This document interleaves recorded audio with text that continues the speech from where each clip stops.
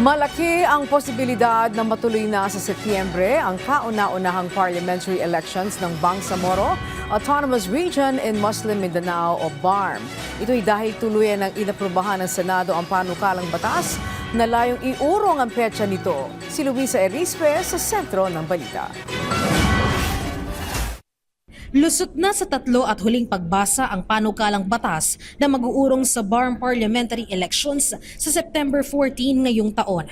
Kahapon sa plenaryo, sa botong 21-0, walang tumutol o nag-abstain, pumasa na ang Senate Bill 1823. With 21 affirmative votes, no negative votes, no abstention, Senate Bill 1823 is approved on third reading.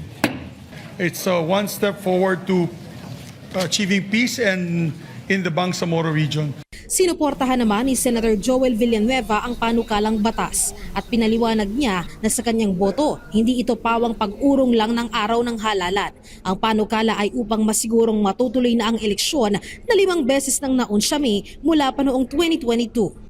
Let us view this reset as a commitment to genuine democracy, one where the people of BARM are able to participate fully, fairly, and confidently in choosing their leaders. Si Senator Robin Padilla naman, pinasalamatan ng sponsor ng panukala na si Majority Leader Senator Juan Miguel Zubiri. Anya, malaking suporta ito para sa mga nakatira sa rehiyon.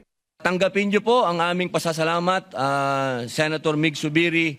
Kami po'y buong puso na nagpapasalamat sa pakikipaglaban niyo po para sa BARM.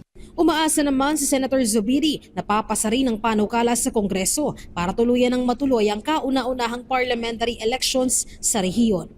And hopefully, may pasa din po itong panukala na to sa Kongreso ng third reading and may sa batas na po para kampante po ang ating mga kababayan sa BARM na magkakaroon na po ng halalan. Hindi na po ma-postpone at hindi na po mapagsamantala ang kanilang sitwasyon doon sa BARM. Kahapon, kasabay ng BARM Parliamentary Elections resetting, pumasa rin sa ikatlo at huling pagbasa sa Senado ang Senate Bill 1508 o ang pagtaas ng bed capacity para sa mga DOH hospitals.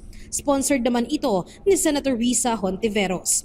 Inadopt din ng plenaryo ang Resolution 49 o ang treaty sa pagitan ng gobyerno ng Pilipinas at ng United Kingdom of Great Britain at ng Northern Ireland hinggil sa transfer ng mga sentensyadong individual. Ito naman ay sponsored ni Senator Erwin Tulfo.